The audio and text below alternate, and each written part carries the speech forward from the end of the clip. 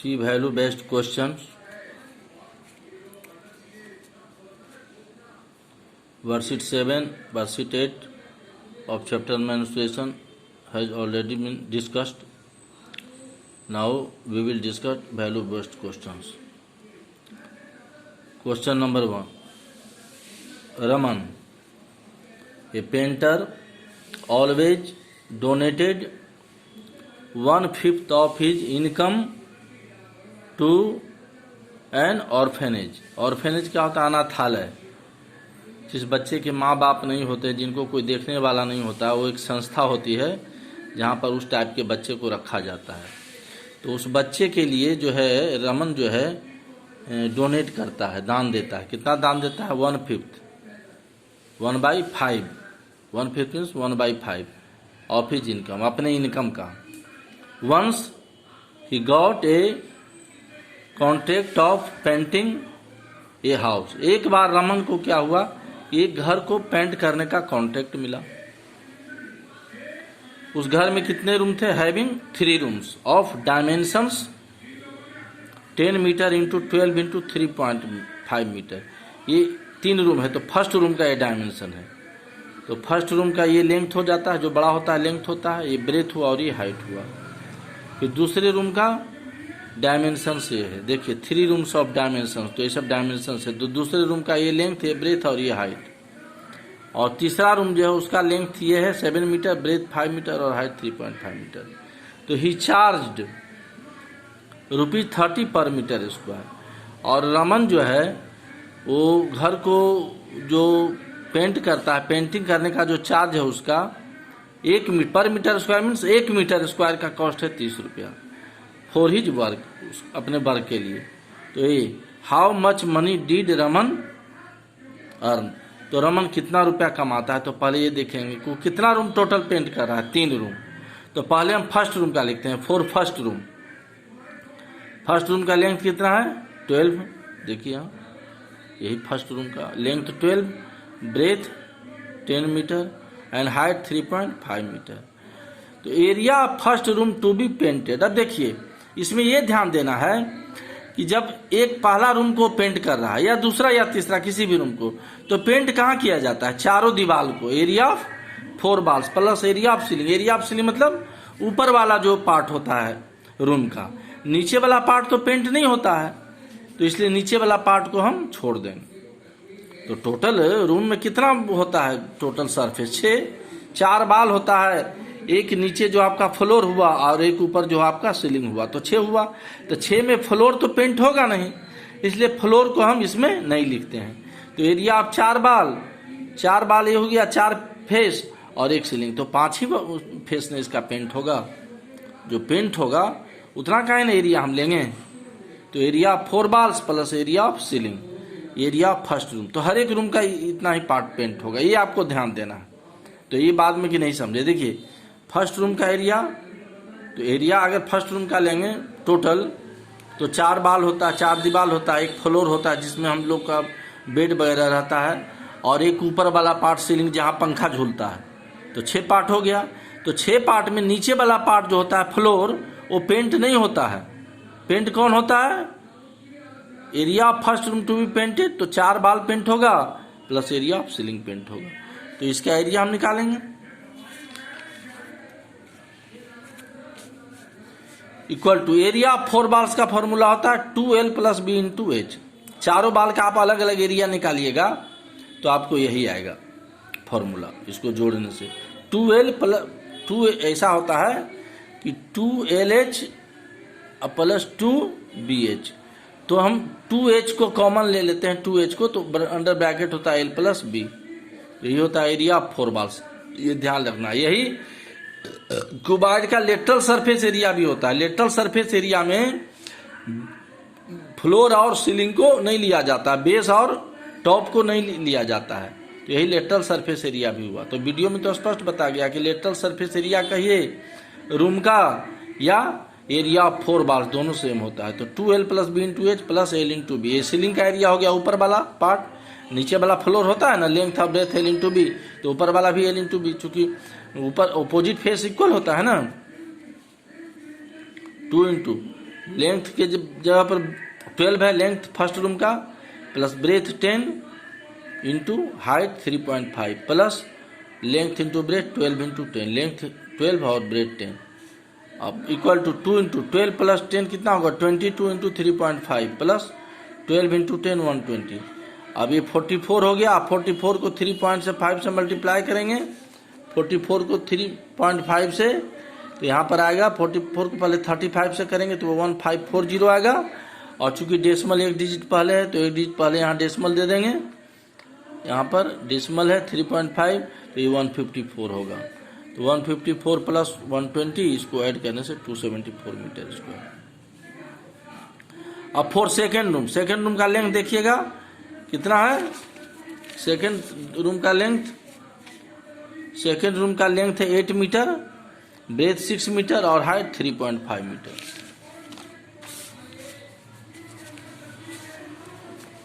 तो for second room length equal to 8 metre, breadth equal to 6 metre, height equal to 3.5 metre. तो area of second room to be painted. अब second room के area को क्या करना है, paint करना है। तो फॉर्मूला तो फिर वही होगा, area of 4 walls 2L plus B into H plus L B. 2 length कितना देखे थे सेकेंड रूम का 8 plus breadth 6 into height 3.5 plus length into breadth, length 8 और ब्रेथ 6, 8 इंटू 6 48। अब 8 प्लस 6 कितना होता है 14, तो 2 इंटू 14 हो जाएगा 28, और 28 को 3.5 से मल्टीप्लाई करने पर 28 को 35 यहाँ 3.5 देंगे, ये मल्टीप्लाई करेंगे तो आ जाएगा 980, और डेसिमल एक डिजिट पहले तो यहाँ डेसिमल पुट करेंगे तो 98, तो 98 प्लस 48 इसको जोड़ने से 146 मीटर स्क्वायर आएगा। तो एरिया ऑफ सेकेंड रूम जिसको पेंट करना है वो हो गया उसका एरिया 146 मीटर स्क्वायर। अब for third room length 7 metre, breadth 5 metre and height 3.5 metre. देख लीजिए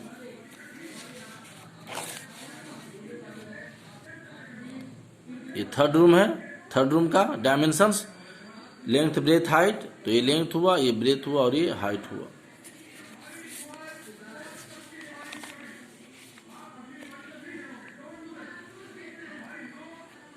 तो for third room length 7 metre, breadth 5 metre और height 3.5 metre.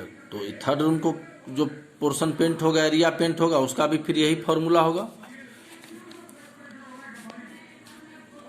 Area of third room to be painted 2L plus B into H plus L into B equal to 2L और plus B क्या होता है, length और breath. Length 7 दिया है third room का और breadth 5 into 3.5 plus L into B 7 into 5, तो 7 प्लस 5 12 होता है, तो 2 इंटू 12 24 इंटू 3.5 प्लस 7 5 जा 35। अब 24 और 3.5 को मल्टीप्लाई किया गया है, 24 और 3.5 को मल्टीप्लाई किया गया तो 840 आया, और डेसिमल एक डिजिट पहले यहाँ पुट करेंगे तो 84 हो जाएगा। कितना हो जाएगा 84 और प्लस 7 5 जा 35 ऐड करेंगे 190। तो area of 3 rooms to be painted, तो तीनों रूम का अलग अलग एरिया।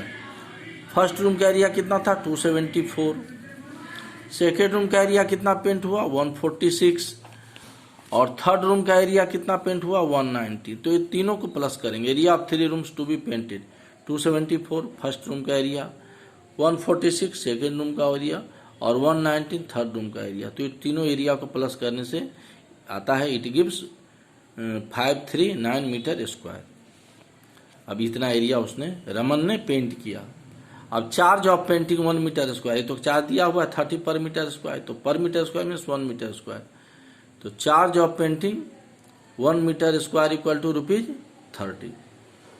तो charge of painting 539 metre square उसने पेंट किया, तो इसका चार्ज कितना होगा, तो इससे मल्टीप्लाई, चूंकि 1 मीटर स्क्वायर का चार्ज कितना है इतना, तो इतना मीटर स्क्वायर का कितना होगा तो मल्टीप्लाई हो जाएगा। तो ₹30 इंटू 5390, तो इसको मल्टीप्लाई करने से कितना आता है ₹16,170।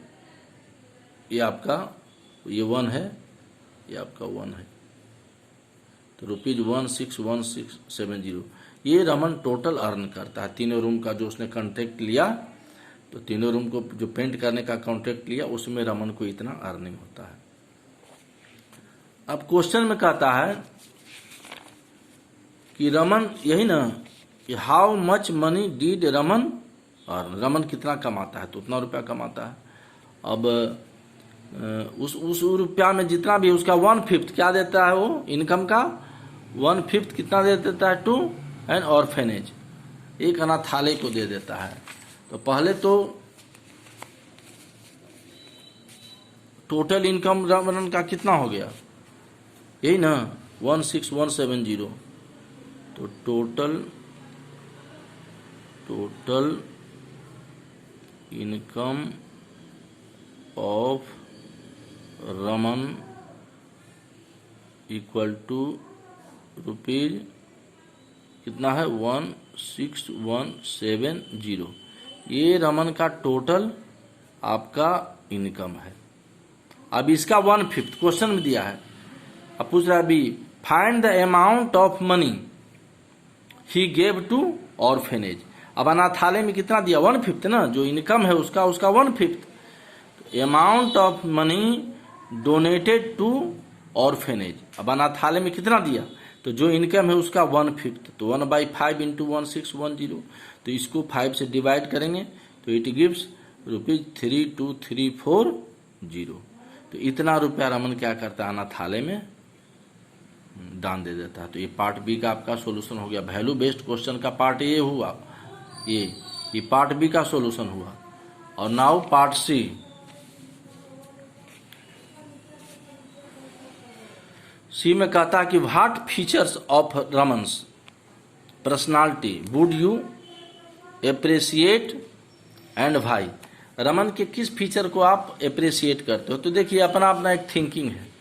मैं जो लिख रहा हूं कि he is very sensitive, Raman क्या है, very sensitive and kind hearted. क्या है, काइंड हार्टेड। काइंड हार्टेड मन जानते हैं ना क्या होता है, दयालु है।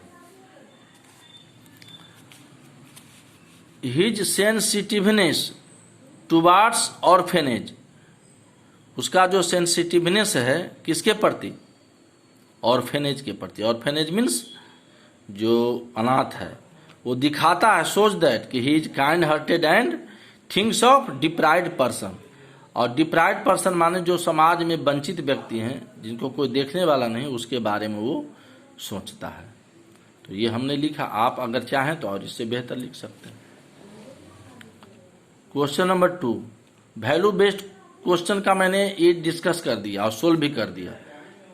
और वैल्यू बेस्ड क्वेश्चन का question number 2, for Beti Bachao Beti Padhao ये rally was organized by a slogan on a trapezium shaped cardboard. Cardboard बनाते हैं आप लोग क्लासरूम में, देखते हैं कार्डबोर्ड। तो एक कार्डबोर्ड जो बना वो ट्रेपेजियम का शेप में है। ट्रेपेजियम में बताया गया ना कि ऑपोजिट साइड पैरेलल होता है और नॉन ऑपोजिट साइड जो है पैरेलल, अदर पेयर पैरेलल नहीं होता है। एक पेयर पैरेलल होता है और एक पेयर नॉन पैरेलल होता है। Having the length of parallel side 60 centimetre and 90 centimetre. तो देखिए respectively, and distance between them as 50 centimetre. तो ये जो आपका डिस्टेंस है तो यही हाइट हो जाएगा, distance between them as 50 centimetre, तो ये हाइट हो जाएगा। आप ध्यान दीजिए कि एरिया पैरेललोग्राम वर्कशीट 1 या 2 में आप लोगों ने पढ़ा होगा कि पैरेललोग्राम का एरिया क्या होता है। तो half into sum of parallel side. आप देखिएगा एरिया जहां ट्रेपेजियम का पढ़ाया गया है तो पैरेलल साइड दिया हुआ है। पैरेलल साइड कितना है, 60 सेंटीमीटर एंड 90 सेंटीमीटर। तो एरिया ऑफ ट्रेपेजियम क्या हो जाएगा, हाफ इंटू 60 प्लस 90, क्योंकि पैरेलल साइड्स का सम, तो सम लिखेंगे ना, half into sum of parallel side into height, यही फॉर्मूला होता है ना। तो area of trapezium equal to half into sum of parallel side into height. तो सम मतलब क्या होता है, प्लस, दोनों पैरेलल साइड को प्लस करना।